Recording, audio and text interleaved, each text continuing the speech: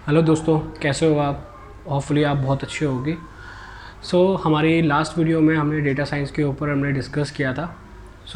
उस वीडियो में मैंने आपको पूरा पाथ बताया था कि डेटा साइंस का पाथ क्या होता है। आपको डेटा साइंस कंप्लीट करना है तो डेटा साइंस कंप्लीट करने के लिए आपको स्टेप बाय स्टेप आपको पहले डेटा एंट्री में जो यूज़ होने वाला सॉफ्टवेयर एक्सेल है, फिर उसके बाद बिग डेटा में भी सेम डेटा एंट्री वाला ही काम होता है। बस फ़र्क इतना होता है कि एक्सेल में छोटे लेवल पे उसको स्टोर करके उस पर काम किया जाता है, और उस पर अगर उससे भी ज़्यादा अगर बिलियंस ऑफ डेटा में अगर मैं डेटा स्टोर करना है सॉफ्टवेयर के अंदर, तो वो बिग डेटा प्रोफाइल में हम हडूप सॉफ्टवेयर यूज़ करते हैं, स्पार्क यूज़ करते हैं, जिसके थ्रू हम डेटा को और अच्छे तरीके से रीड कर सकते हैं, उस पर और अच्छे तरीके से काम कर सकते हैं। देन बिग डेटा के बाद डेटा एनालिस्ट पे आते हैं। डेटा एनालिस्ट का काम होता है कि सेम उन्हीं जो बिग डेटा ने जो काम किया है वही डेटा पे काम जो डेटा एनालिस्ट करेगा, लेकिन उसको और अच्छी फॉर्म में और थोड़ा ग्राफिकल फॉर्म में उसको लाके, जिससे कंपनी और जो भी हम सामने वाले को हम पूरी कंपनी में हम शो करना चाहते हैं डेटा, या हम दिखाना चाहते हैं कि हमने पूरे साल के अंदर इस पर हमने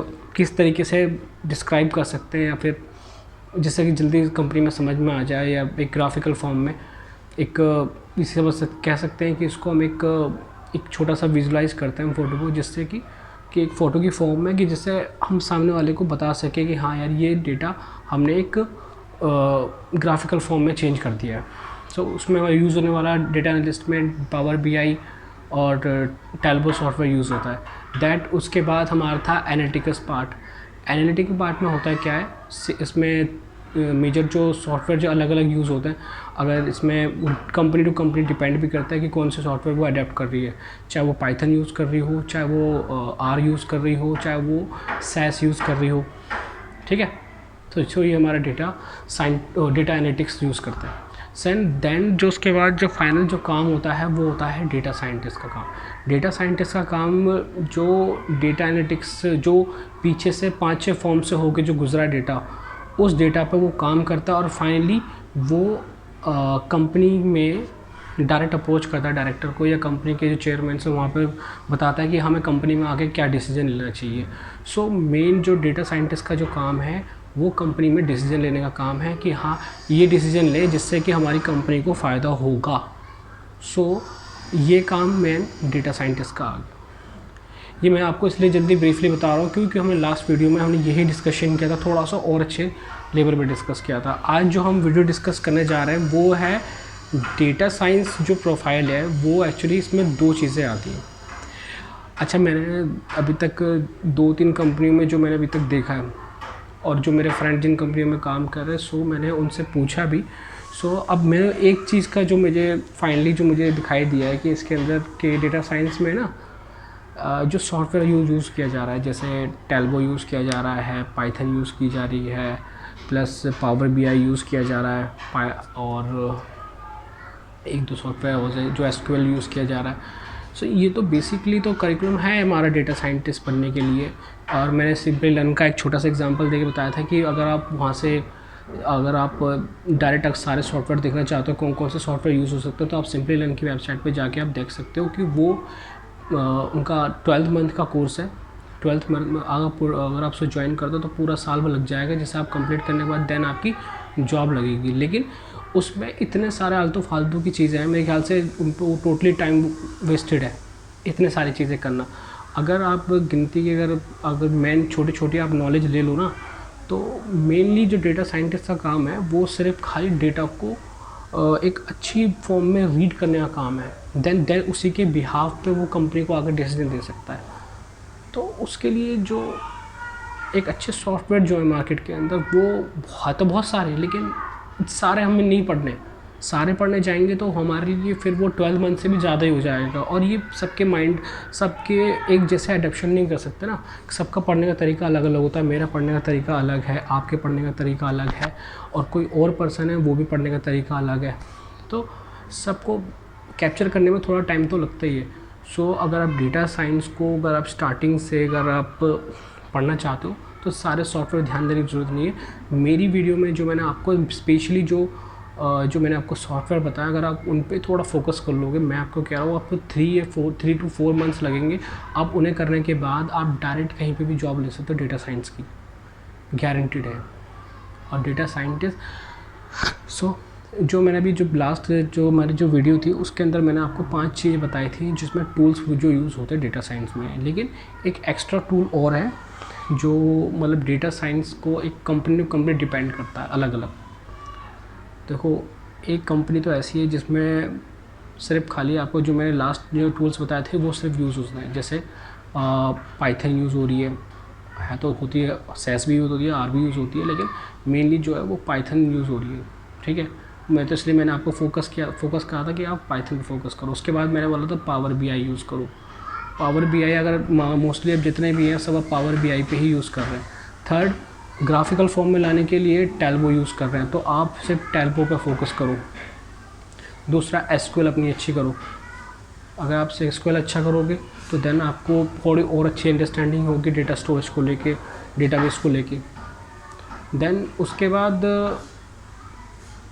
और भी सॉफ्टवेयर, मैंने एक सॉफ्टवेयर और बताया था, कौन सा बताया था आपको? पावर बीआई, टैल्बो, पाइथन, एसक्यूएल। हाँ, अगर आप करना चाहते हो तो आप बिग डेटा कर सकते हो, आप हडूप कर सकते हो। हडूप इसलिए कह रहा हूँ क्योंकि वो उसमें आप सारे जितने भी डेटा, हर टाइप का जो डेटा होता है, चाहे वो जेपीजी में हो, MP3 में हो, MP4 में हो, चाहे वो CVC फाइल में हो, .epu फाइल में हो, किसी भी फॉर्म में हो, हर तरीके के डेटा को अगर रीड करना है तो वो सिर्फ हडूप के थ्रू ही पॉसिबल। तो आप हडूप भी कर लो। ये तो होगी जो मैंने आपको लास्ट क्लास में बताया था। आज जो मैं बात करना चाहता हूँ वो है मशीन लर्निंग और डीप लर्निंग। देखो, अगर अच्छे लेवल पे, अगर बहुत अच्छे लेवल पे अगर आपको डेटा साइंटिस्ट बनना है बहुत अच्छे लेवल पे, और जिसमें आपके एक तो होता है कि हाँ डेटा साइंस की आप जॉब लेने जाओगे तो अगर आप 10 कंपनी में जाओगे इंटरव्यू देने के लिए तो 10 में से चांस है कि आपके दूसरी तीसरी कंपनी में आराम से सेलेक्ट हो जाओगे, ये तो श्योरिटी है ही। ठीक है, अगर आप चाहते हो कि एक बहुत अच्छा डेटा साइंटिस्ट बनना, जो मैंने अभी तक डेटा कलेक्ट किया है उसके थ्रू अगर आप बहुत अच्छे, मतलब आपके चांस बहुत जल्दी बढ़ जाएँ कि हाँ यार। और हाँ, पैकेजेस को भी लेके, एक तो होता है नॉर्मल कि डेटा साइंस का पैकेज जो नॉर्मल जो मार्केट में चल रहा है, और आप चाहते हो कि क्या नाम है थोड़ा और अच्छा पढ़ के जाओ और थोड़ा और अच्छे एक्स्ट्रा नॉलेज लेके साथ में जाओगे, तो एक चीज़ आपकी कॉमन बताऊँगा वो है मशीन लर्निंग और डीप लर्निंग आप करके जाओगे तो देन ये आप अपने डेटा साइंस के साथ जोड़ोगे। तो डेटा साइंटिस्ट अगर पाइथन भी अगर आप कर लोगे तो वो भी इनफ है, लेकिन अगर उसके साथ आप मशीन लर्निंग जोड़ दोगे तो ये आपके चांस बहुत ज़्यादा बढ़ जाते हैं आपको जॉब लेने में। इतने ज़्यादा परसेंट चांस बन जाएंगे कि अगर 100 में से 100% है, 100 में से जो अगर नॉर्मल आप डेटा साइंस करके जाओगे तो हो सकता है कि 70-60-70%, लेकिन मशीन लर्निंग और डीप लर्निंग करने के बाद उसमें ऐड ऑन कर दोगे देन वो चांस होंगे कि आपके बहुत ज़्यादा।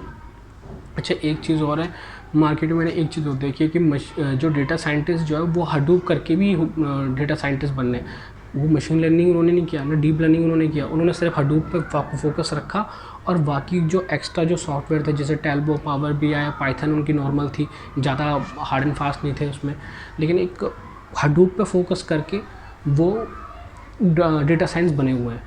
एक डेटा साइंस कंपनी वो भी जिसमें डीप लर्निंग और मशीन लर्निंग का काम इतना ज़्यादा हो रहा है, इतना एडवांस लेवल पे हो रहा है कि जो पीछे छूटे हुए सॉफ्टवेयर जैसे पावर बीआई और टैब उन पर ज़्यादा खासा ध्यान नहीं दिया जा रहा है, उनसे सिर्फ खाली नॉर्मली डेटा रीड करने के लिए वो सिर्फ यूज़ किया जा रहा है।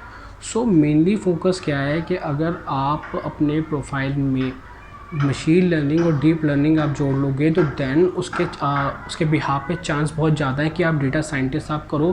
कि नॉर्मली अगर आप वैसे अगर आप पूरा कोर्स लेने जाओगे जैसे सिंपल लर्निंग हो गया या ग्रेट लर्निंग हो गया या आपका एक इंटेलेक्चुअल के नाम से भी चल रहा है, एक IVI के नाम से भी एक सेशन है जिसमें क्या नाम है डेटा साइंटिस्ट किया जा रहा है। ठीक है, सो ये जितने भी हैं ये सब पूरा टोटल एक कंबाइंड एक पूरा का पूरा पैकेज है। लेकिन पूरे पैकेज में मैंने आपको मेन चीज़ आपको बता दी डेटा साइंस के लिए, जिसमें मशीन लर्निंग और डीप लर्निंग एक अलग से एक पार्ट है, जिसे देन इसे आप अपने साथ जोड़ोगे तो देन चांसेस है कि आप आराम से डेटा साइंटिस्ट आप ज्वाइन मतलब कंप्लीट पैकेज करने के बाद आपके चांसेस हैं कि आप आराम से जॉब गेट कर लो। सो होपफुली आपको समझ में आया होगा कि नॉर्मल डेटा साइंस और प्लस इसमें मशीन लर्निंग और डीप लर्निंग का मेन फोकस क्या है। अगर थोड़ी नॉलेज भी अगर आपकी इस साइड थोड़ा अगर कम भी पढ़ लोगे, थोड़ा बेसिक पे भी थोड़ा आपका अच्छा होगा और यहाँ पे मशीन लर्निंग डीप लर्निंग अच्छी होगी आपकी, तो आप उस बिहाफ पे भी बहुत अच्छे हो कि आपकी चांसेस डबल हो जाएंगे कि हाँ यार जॉब लगनी ही लगनी और ईज़िली लग जाएगी। ठीक है, बस फ़र्क है कि मशीन लर्निंग के थ्रू आपको स्टैटिक्स, अपना एल्गोरिथम्स जो हैं और प्रोबेबिलिटी जितने भी ये सारी चीज़ें आपको और अच्छी तरीके से बिल्कुल ब्रीफली बढ़िया कर लेनी है। ठीक है, जो भी आपको चीज़ समझ में नहीं आती है, अगर आप मुझे कमेंट में आप अपना छोड़ सकते हो कि आप लिख सकते हो कि वहाँ पे आपको क्या चीज़ में प्रॉब्लम आ रही है, कुछ चीज़ समझ में नहीं आई तो आप मुझसे पूछ सकते हो। मतलब मैं आपको अब जो भी आपका आंसर देना होगा वो मैं नीचे कमेंट में दे दूँगा। आपको कहीं